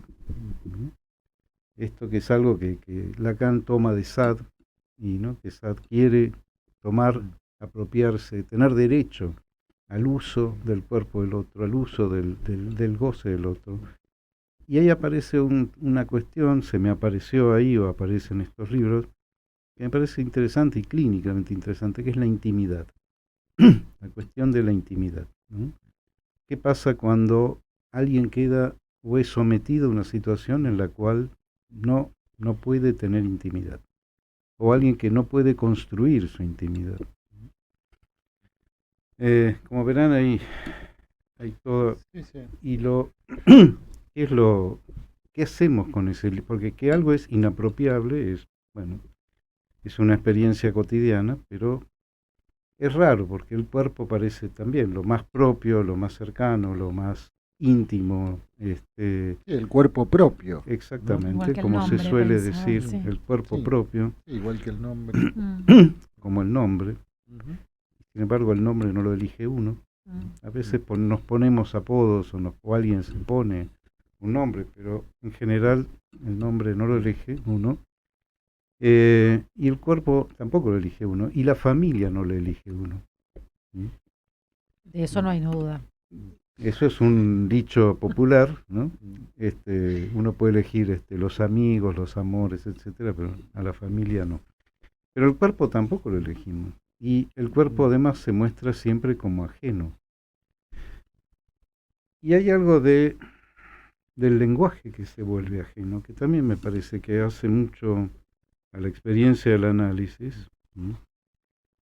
Quería leerles algo que me pareció interesante. Mientras que lo buscaste, ¿puedo hacer una pregunta? Porque Sí, me claro. quedé pensando, cuando vos decís lo inapropiable, pensaba esto de que a veces también se considera que un análisis es un trabajo de desapropiación en algunas cuestiones, ¿no? Si pensamos en esas marcas identificatorias, también hay un trabajo ahí de despojo o de vaciamiento. Y la diferencia entre lo que sería desapropiarse y de qué se puede uno en todo caso apropiar, de qué es posible apropiarse, y en ese punto de que no, por la propia imposibilidad de lo que implica apropiarse, ¿no? Eso que es inapropiable ya marca un límite, ¿no? Incluso para la intimidad lo marca, ¿no? Hay un punto ahí interesante. Sí, y acá hay algo que creo que tiene que ver con esto que vos preguntás. Le voy a leer un poquito largo, pero me parece interesante. Dice, hay una analogía estructural, esto es Agamben, ¿no?, entre el cuerpo y la lengua.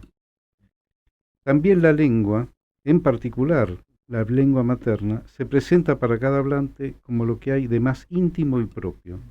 Y no obstante, hablar de una propiedad y de una intimidad de la lengua es ciertamente engañoso desde el momento en que la lengua le sucede al hombre desde afuera, a través de un proceso de transmisión y de aprendizaje, algo que es impuesto.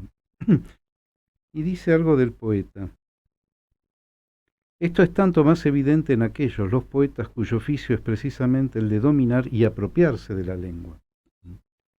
Ellos deben por eso, ante todo, abandonar las convenciones y el uso común y volver, por decirlo así, extranjera la lengua que deben dominar. Esto me pareció lindísimo, ¿no? De que cómo se llega a apropiarse uno de algo a través de volverlo extraño, a través de volverlo extranjero, a través de, bueno, tener que traducir algo de la propia lengua. Volver extranjera la lengua que deben dominar, inscribiéndola en un sistema de reglas tan arbitrarias como inexorables, extranjera hasta tal punto que, conforme a una tenaz tradición, no son ellos quienes hablan, sino un principio distinto y divino, la musa, que profiere el poema al cual el poeta se limita a prestar su voz. La apropiación de la lengua que los poetas procuran es, pues, en la misma medida una expropiación. Y, bueno, después, este libro es muy interesante, pero bueno. Y después habla del paisaje. Lo toma de distintas maneras Eh, y dice que justamente cuando uno contempla el paisaje, no está contemplando el paisaje, ya forma parte del paisaje.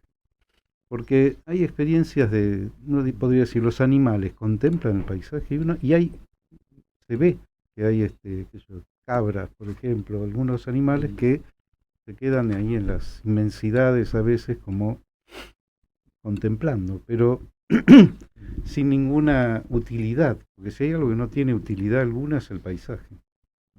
No sirve absolutamente para nada, es totalmente inútil.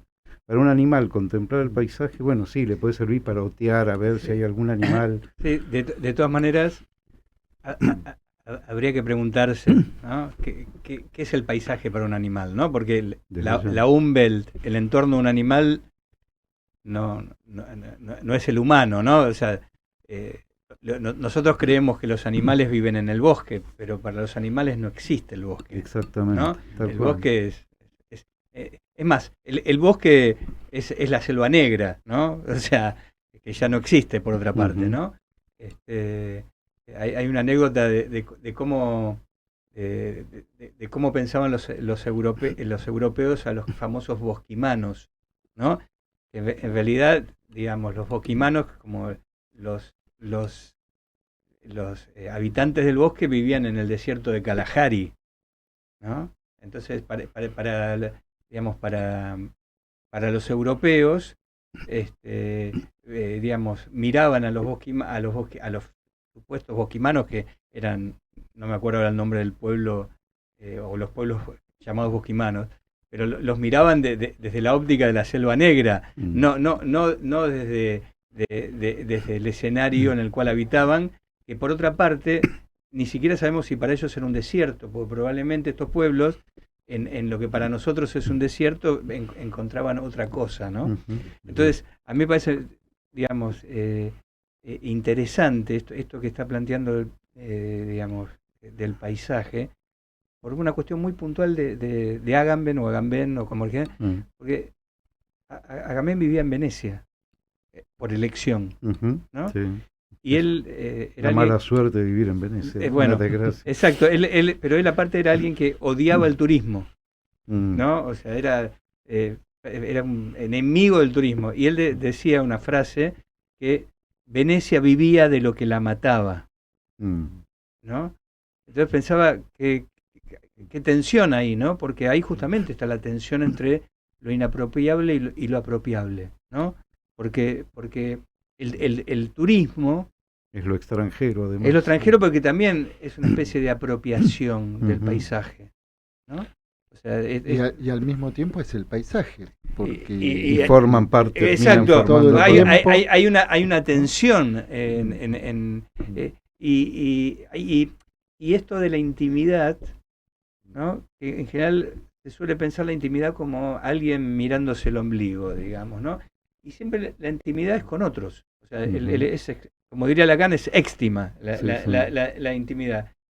Y que justamente tiene que ver con lo común, ¿no? Hay, digamos, y si hay algo que está, que por lo menos los que hemos vivido algunos años, ¿no? Vos hace muchos años que andás por la montaña también, los comunes cada vez están cercados, ¿no? O sea, que también hay un proceso de expropiación de lo inapropiable, ¿no? De esos comunes, ¿no? Sí, totalmente. Pregúntale a Lewis. Sí, entre otros. Entre otros. Cada vez más. Sí, esto que vos decís, ¿no? El animal forma parte del paisaje, no lo ve en realidad, porque pensar que lo está contemplando desde otro punto de vista no tiene mucho sentido. Pero, ¿qué pasa cuando nos metemos en el paisaje, ¿no? Quería leer una cosita más. Dice Agamben, vemos lo abierto, ¿no? Lo abierto usando esa noción de Heidegger y de Rilke. Pero dice, bueno, y describe, ¿no? Contemplamos el mundo con todos los elementos que lo componen, Pero estos elementos que ya no formaban parte de un ambiente animal, ahora están, por decirlo así, desactivados uno a uno en el plano del ser y percibidos en su conjunto en una nueva dimensión. Los vemos perfecta y límpidamente como nunca y sin embargo ya no los vemos más, perdidos, feliz inmemorialmente perdidos en el paisaje. Cuando nos perdemos en el paisaje ya no lo vemos. Dice, el ser en estado de paisaje, lindo eso, ¿no? El ser en estado de paisaje, está suspendido y vuelto inoperante y el mundo devenido perfectamente inapropiable va, por decirlo así, más allá del ser y de la nada. Ya no animal ni humano, quien contempla el paisaje es únicamente paisaje. Ya no procura comprender, solo mira. Si el mundo era la inoperosidad del ambiente animal, el paisaje es inoperosidad de la inoperosidad, es ser desactivado. Y un poquito después dice, en cuanto ha sido llevado en este sentido más allá del ser, el paisaje es la forma eminente del uso. En él, uso de sí y uso del mundo coinciden punto por punto. La justicia como estado del mundo en su calidad de inapropiable es aquí la experiencia decisiva. El paisaje es la morada en lo inapropiable como forma de vida, como justicia. Lo de la justicia viene cuento de una cita de Benjamin que dice antes, donde la justicia dice es que nada sea apropiable, que no haya derecho a la propiedad, ¿no? Benjamin. Y que incluso, bueno, desde nuestro trabajo, ¿no?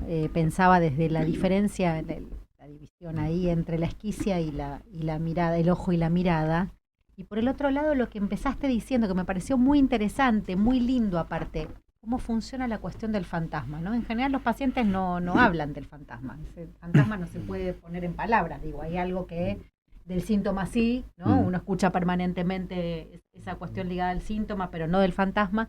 Y pensaba en ese atravesamiento que implica un recorrido, ¿no? Que el fantasma es algo que en todo caso se va escriturando en el encuentro analista-analizante y que hay algo de eso que se va poniendo en marcha, ¿no? Y que se va transitando como un paisaje y que cambia de una perspectiva y cambia la mirada y la posición del sujeto respecto de ciertos inicios y luego de cierto recorrido, ¿no?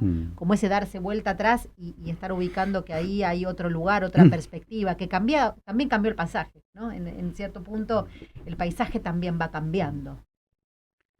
Sí, hay algo entre el paisaje y la escena por ahí, ¿no? El Claro. poner en escena. Sí, yo les voy a proponer, ¿les parece? Vamos a una pausa musical. Muy bien. Y, ¿Cómo no? y podemos retomar, vos traías Lacan, me parece, no sé si pensaste en la lata que me mira. Sí, ¿eh? estaba pensando ¿Pensaste en la lata de sardinas. la que lata no- de sí. sardinas que me mira? Ujú.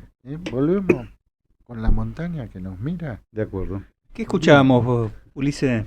Escuchábamos a Billy Bond y la pesada del rock and roll, Haciendo la marcha de San Lorenzo. la marcha de San Lorenzo, celebrando el 9 de julio. Había una lista de temas, incluso pensamos en poner la versión del himno nacional de Charly De Charly. García, que es un lujo, pero la van a poner seguramente aquí, así que bien.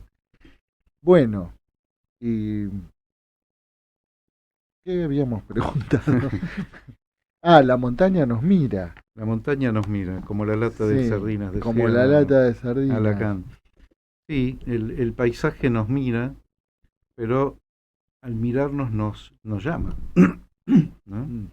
Es como eso que a veces, viste, vamos o estamos mirando la biblioteca y hay un libro que nos llama, ¿no? Sí. El libro nos llama a nosotros.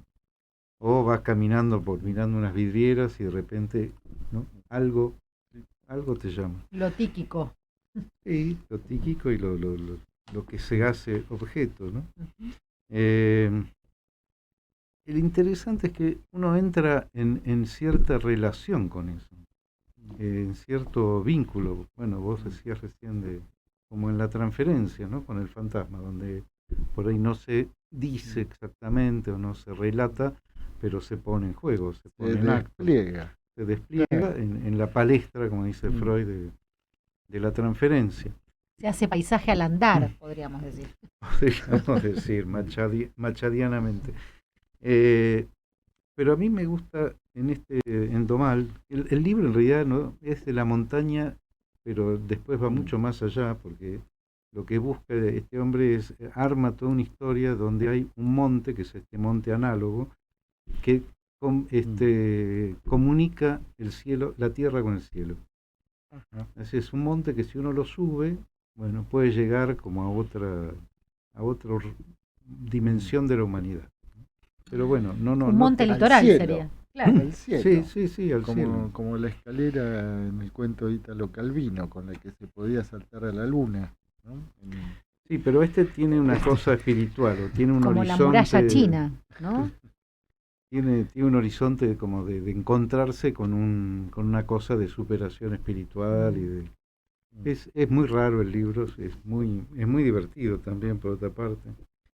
Y si quieren les leo un par de pedacitos, ¿no? Justamente de esto, de cómo uno se mete en la montaña y se empieza a vincular con eso, que en realidad, si uno lo piensa fríamente, no habla, no se mueve, no dice, no respira, no pasa nada. Sin embargo, a mí me ha pasado muchas veces sentir que la montaña está viva, ¿no? Y él dice: el alpinismo es el arte de recorrer las montañas afrontando los mayores peligros con la máxima prudencia. Aquí es llamado arte la realización de un saber en acción. Wow. Un saber en acto, podríamos decir, ¿no? Y dice, uno no puede quedarse para siempre en las cimas, tiene que volver a bajar. Entonces, ¿para qué hacer esto? Lo alto conoce lo bajo conoce lo alto. Al subir, debes siempre tomar nota de las dificultades de tu camino mientras subes, puedes verlas. En el descenso no las verás más. Pero si previamente las observaste bien, sabrás que están allí. Existe un arte de moverse en las regiones bajas por medio del recuerdo de lo que se vio cuando se estaba más arriba. Cuando ya no es posible ver, al menos se puede saber. Y esta es la parte que me pareció muy divertida. Dice, nunca te detengas sobre una pendiente de terreno blando.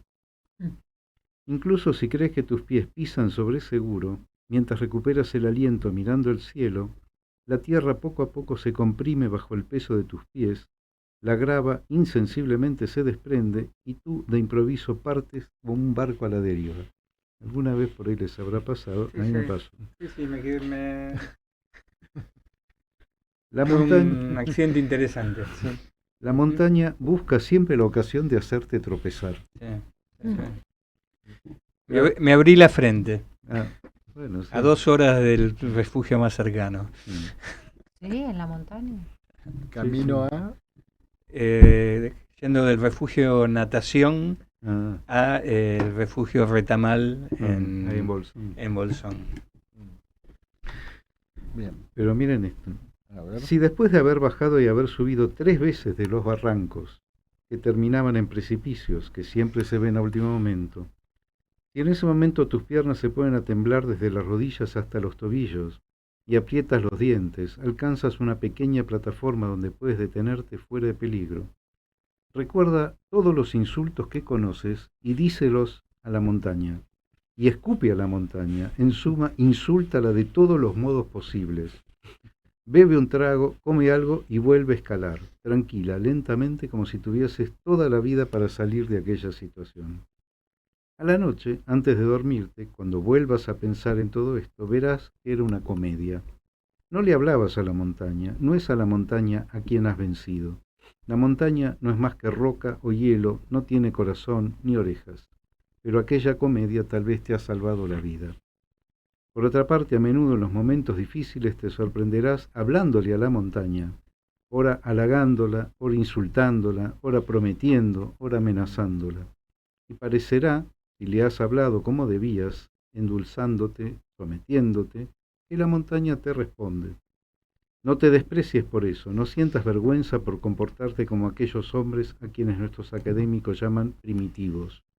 Solo debes saber que, pensando luego en esos momentos, que tu diálogo con la naturaleza no era más que la imagen fuera de ti de un diálogo que tenía lugar en tu interior. es muy lindo, porque además Sí. son cosas que pasan.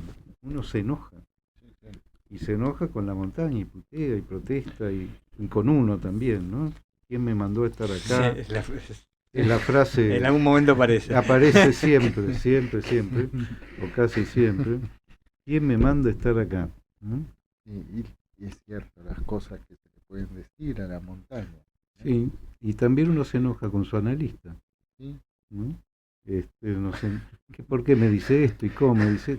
Los analizantes se enojan con nosotros, a veces con mucha razón, con buenas razones, a veces es más bien una cuestión como con la montaña que, porque el análisis No también saben que los analistas no tienen corazón. no tienen ni corazón, ni ojos ni corazón.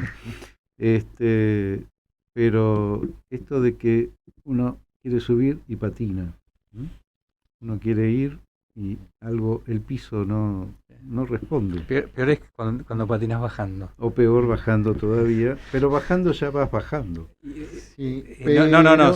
Te puedes, la montaña te puedes clavar te da sorpresas. una piedra en medio de la... sí, eso Sí, sí. en la cabeza O en las partes en el sacras. caso sí. del culopatín. En las partes sacras. En las partes, No, y si tomás bueno, velocidad. te lo ha dicho más elegantemente. Las partes pudendas. Sí, ¿no? Y además es notable la velocidad que uno puede llegar a tomar en esas circunstancias. Absolutamente. Sí. La primera vez que pasa es muy, muy patéticamente sorpresivo. Esto tenía para contarles, ¿no? Pero vuelvo por ahí, volvemos a la intimidad, porque eso que uno quiere meterse y que... ¿Por qué? Porque putear a la montaña es una cosa muy íntima también en ese sentido. Muy, donde uno, además, en general no lo hace con los compañeros de caminata. Generalmente eso viene como en el discurso, en lo que uno va pensando mientras va caminando. Y no sé, a mí me parece que hay algo, cambiando brutalmente de tema, ¿no? Que también lo Cambiando menciona, el ángulo de la el información. ángulo de la información, Sí. Agamben lo plantea, ¿no? Que la intimidad era aquello de lo que estaban privados los prisioneros en los campos de concentración. Y que era una de las cosas más dolorosas dentro de los testimonios que han podido dar testimonio, que esto del absurdo, además, no solo era la falta de intimidad, sino la arbitrariedad a que eso lo sometía de una manera que para muchos implicaba una destrucción de la subjetividad, ¿no? Vos decíamos hace un rato, creo que fuera el micrófono, que la subjetividad resiste a eso, y efectivamente, pero hay situaciones, hay circunstancias donde alguien se ve como privado de eso. Y no solo los campos de concentración, digo, a veces las situaciones médicas, no por mala intención de los médicos, sino por lo que es el dispositivo mismo. Sí, el discurso médico intentando apropiarse de los cuerpos. Sí, también, y sí, ¿no? Con la mejor intención, incluso, con buenas ¿no? intenciones y de hecho a menudo nos pueden salvar la vida. Y además, ¿no? sí, pero está todo este daño colateral, digamos, Sí, bueno, quienes experimentamos el ingreso a algún quirófano alguna vez, y sí. nos encontramos, ¿no? Precisamente en esa... Y podemos seguir hablando, ¿no? Claro. Porque no todos. Algo se no. algo se repone. En Sí. ese sentido lo que vos decías es importante, ¿no? Hay algo en la subjetividad que resiste a ser aniquilada y que tiene toda una serie de modos de tratar de repararse, de recuperarse, ¿no? De Que volver resiste a la apropiación, ¿no? Ujú. Sí. Que resiste a la apropiación, exactamente. Y bueno, ya que estamos en tema, bueno, también desde otro punto de vista, algo de eso es lo que en nuestro país en particular, ¿no? Ha tenido ocasión de ser visibilizado y bueno, ha tenido que ver con la apropiación de niñas y niños que no es solo de los cuerpos, ¿no? No. Y durante la última dictadura militar.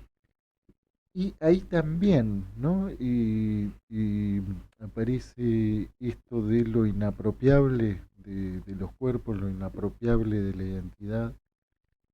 Bueno, en nuestro país eso se ha visibilizado por una militancia muy potente y muy insistente de madres de Plaza de Mayo, de las abuelas, ¿no? En otros lugares del mundo esto no ha acontecido así, ¿no? Los niñas y niños apropiados han permanecido apropiados, ¿no? Sí, y además creo que también ha aportado... Expropiados, en realidad. Sí. Ha aportado su granito de arena a mucha gente que se ha puesto a trabajar desde el psicoanálisis en esta problemática. Me acuerdo los primeros juicios de restitución, el juicio que después aparece en la historia oficial, por ejemplo, el caso, que bueno, había una resistencia de los jueces a sacar a esa niña de su familia y reintegrarla o retomar lazos con la familia biológica, la familia que había sido de la que había sido expropiada. Exactamente, claro. Pero había toda una discusión que se generó en relación a, bueno, ahí qué pasa, si esa niña ha sido bien cuidada y está bien criada y no le faltó nada y qué sé yo, ¿para qué vamos a alterar ese equilibrio familiar? Y ahí realmente hubo varios aportes de peritajes y otras cosas de psicoanalistas que desde pensar la subjetividad, la identidad, la cuestión de la incidencia de lo que está oculto, de lo que está justamente, ¿no? Porque es la deprivación o la expropiación de una historia, ¿sí? De las marcas de la historia, no es solo por eso, y además con...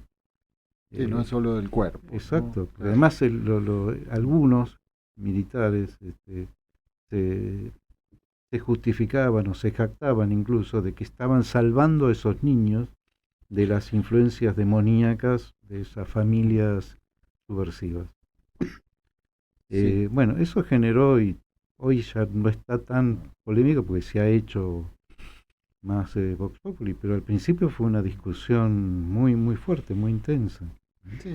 Hay tesis, hay estudios, hay libros. Con preguntas genuinas, ¿no? Esto que decías de parte de juez, que dice, bueno, esto, ¿cómo lo pensamos en términos de lo que puede producir en esa niña, ¿no? En ese niño?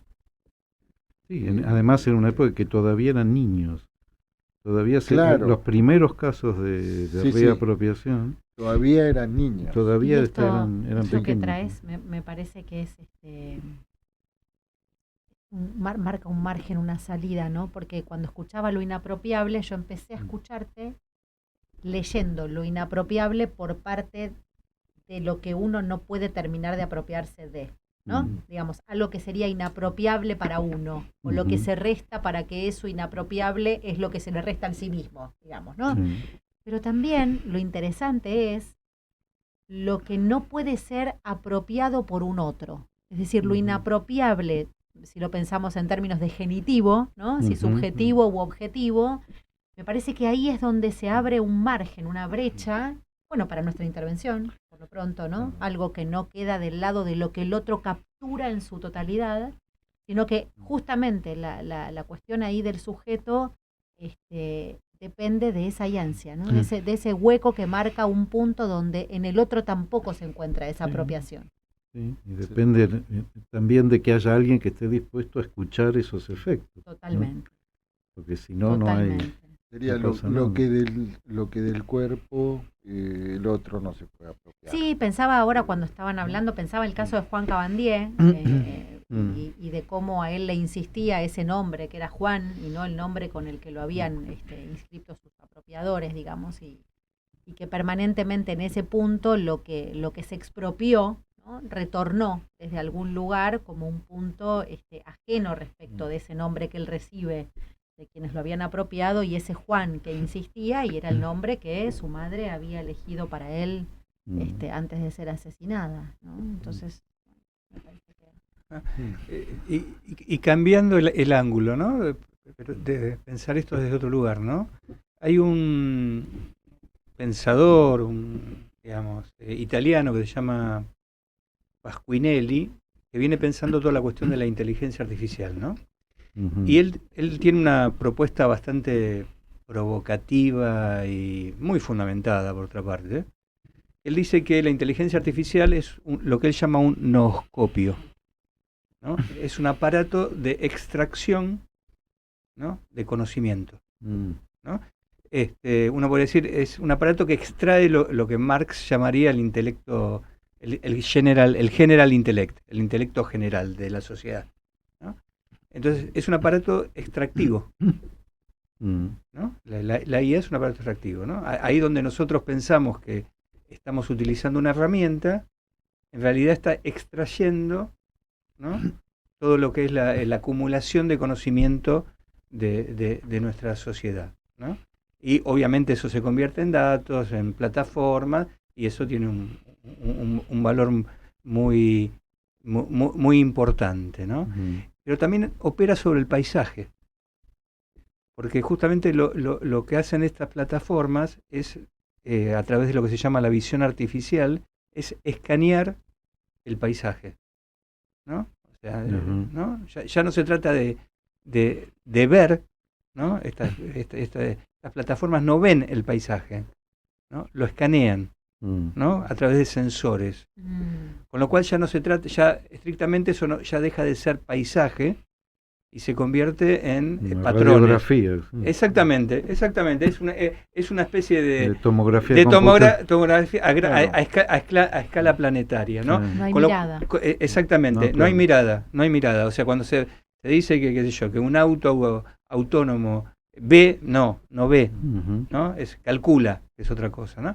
Entonces, digo, ahí hay un proceso de extracción, ¿no?, del cual a veces ingenuamente participamos, porque le damos libremente cantidades de datos. Ingenuamente no. Y si no les das los datos, y no podés operar con Google. No, está bien, pero incluso muchas veces... No podés sacar turno para obviamente, el documento, claro, para renovar el documento. Pero en muchos casos esta operación se hace como no dándole importancia a esto que yo voy volcando, Sí, ¿no? O sea, como, bueno, le doy mis fotos, ¿no? Yo estaba pensando en el Mundial.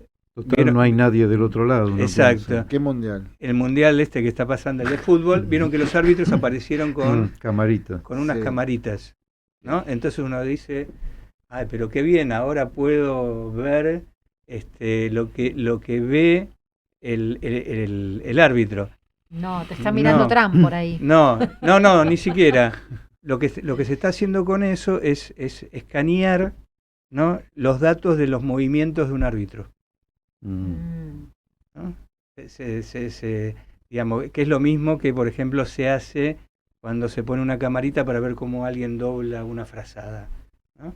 Entonces, ahí lo que se está produciendo es el saber de un árbitro. Sí, el juego del cazador cazado, digamos. Exacto, ¿no? Todo el saber acumulado de entrenamiento, de años, de toda una carrera profesional de un árbitro, se está extrayendo ese conocimiento, ¿no? Yo pensaba con respecto al paisaje, ¿no? Nosotros somos de una generación donde evidentemente el paisaje era algo vital, por lo menos para algunos de nosotros. Pero también hay un proceso ahí de expropiación del paisaje, ¿no? Digamos. Sí, igual creo que no es lo mismo por ahí el paisaje que captamos humanamente, para decirlo así, que esta tomografía computada que... Claro, pero eso tiene efecto subjetivo. Te voy a dar un ejemplo de una niña que tenía 10 años, que en un viaje donde había visto un montón de paisajes y estaba con el celular, ¿no? Entonces uno decía, pero te estás perdiendo, no está prestando atención, se está perdiendo los paisajes maravillosos que uno quedaba capturado, y en realidad estaba prestando atención al punto de que el paisaje no lo veía, pero había visto todos los carteles publicitarios en los últimos 200 kilómetros. Yo no había visto ninguno. Pero podía repetirse, ¿no? O sea, cartel por cartel publicitario, ¿no? Digo, para ubicar que hay un cambio perceptivo incluso en las nuevas generaciones, ¿no? Y que quizás ya no tienen una relación con el paisaje. Me parece que el lugar de la contemplación, ¿no? Que hay algo para devaluado en ese sentido. Exacto. Sí. Claro, en la apropiación, digamos, en la contemplación hay algo en donde también hay un formar parte sin quedar tan capturado, me parece, ¿no? El tema es cómo es esa captura en esta niña que va prestándole atención a los carteles. Que forman parte del paisaje. Porque En realidad... Pero extrayendo al mismo tiempo. Claro, para mí no formaban parte del paisaje. No. De hecho, yo no pude, digamos, yo te podía decir todas las digamos, árboles, todo lo que uno llamaría paisaje, digamos, vulgarmente, te podía decir todo lo que habíamos pasado. No me había dado cuenta de la cantidad de carteles que había. No me había dado cuenta. Creo que no podía nombrar uno. Pero sí te podía nombrar, pasamos por tal pueblo, pues había una montaña, había, ¿no? Había un bosque, eso te lo podía nombrar todo. Bueno, la experiencia me parece por la que todos atravesamos un poco más mundana, digo, cuando hacemos algún recorrido, en mi caso muy humilde, hablando de montaña, escasas subiditas, pero cuando queremos sacar la foto, ¿no? Vemos el paisaje y decimos, esta foto es maravillosa. Sacamos la foto. Nada que ver. Y cuando miramos la foto, ¿no? Eso de que el mejor paisaje es el que te queda en la retina, hay algo de eso que me parece que también es cierto. Esa captura, ese momento, hay algo ese inapropiable instante, ahí. Uno quiere apropiarlo no en la es foto o en el escáner. Bueno, el famoso, los chistes de la época de que los japoneses veían el mundo a través de las cámaras, ¿se acuerdan? Claro. Ahora ya somos todos japoneses, ¿no? Pero es interesante esto, porque ahí hay un intento de apropiación, ¿no? Sí, claro. ¿No? Más ahora que podés sacar 10 fotos por segundo. A la foto se le llama también captura. Claro, ¿no? Sí. Claro. Y esa captura es captura de nada, ¿no? Porque en realidad no es solo la expresión visual, es la afectación en el cuerpo, ¿no? Hay algunos lugares donde uno tiene una especie de conmoción, ¿no? En lo inabarcable, lo indescriptible, lo inconmensurable. ¿Cómo se dice? ¿No? Capturar el momento, sí. ¿No? Como también se dice, y claro. Efectivamente la pregunta es, ¿el momento no será otra figura de lo inapropiable también? Bueno, sí, si hay algo inapropiable por definición es el tiempo, ¿no?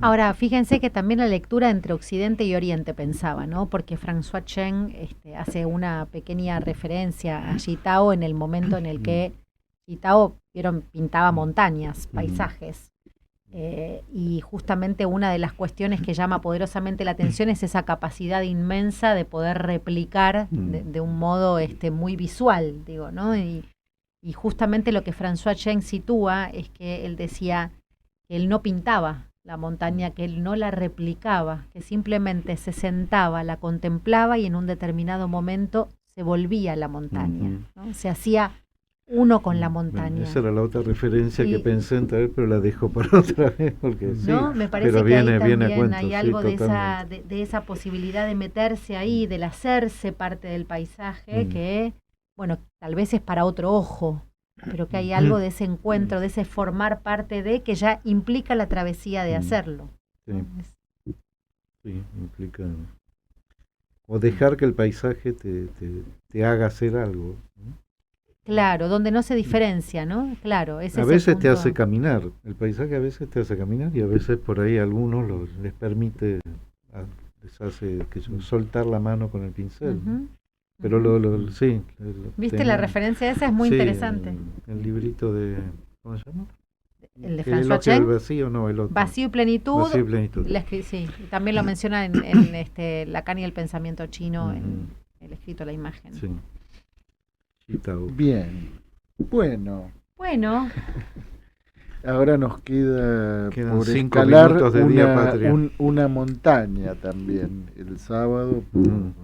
10 de la noche. En Suiza está En lleno una de montaña. montañas, sí. en los Alpes suizos. Así es. Y vamos a ver hacia dónde llegamos, si hay un otro lado, Sí, ¿no? si encontramos el Edelweiss. Sí, quizás subir esa montaña nos lleve A Francia. a Francia. Bien. Primero nos va a llevar a Noruega o Inglaterra. Sí, es ¿no? verdad. Primero Sí, tenemos que sí. pasar por... Ahí tendríamos que hacer Una un escala, un una recorrido por ahí. Sí, Sí, sí, tenemos que pasar antes por los vikingos o no. Sí. Y Francia tiene que O pasar los por sajones. España también, Sí, sí. ¿eh? Claro. Ojo al piojo. Bueno, y bien, ¿algo más por decir? No, les agradezco mucho porque además estas cosas me hacen volver a estos libros maravillosos. Les recomiendo mucho el libro Sí. de Domal. Es Y un- el de Agamben. y el de Agamben Sí, también, también. pero el de Domal es un Sí. libro muy impar y muy raro y además como no termina, es inconcluso. Y queda así, pero es un libro muy divertido. Bueno, lo otro llevaremos día, en sí. la próxima Un excursión final a la sincopado montaña. tuvo el libro, ¿no? Un final sincopado. Bien, nosotros entonces nos estamos despidiendo. ¿Hasta cuándo? Hasta la semana que viene, próximo jueves en... Pulsión de radio.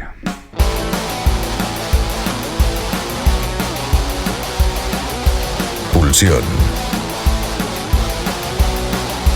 Pulsión de radio. Un programa donde la cultura late y el inconsciente nunca falta a la cita.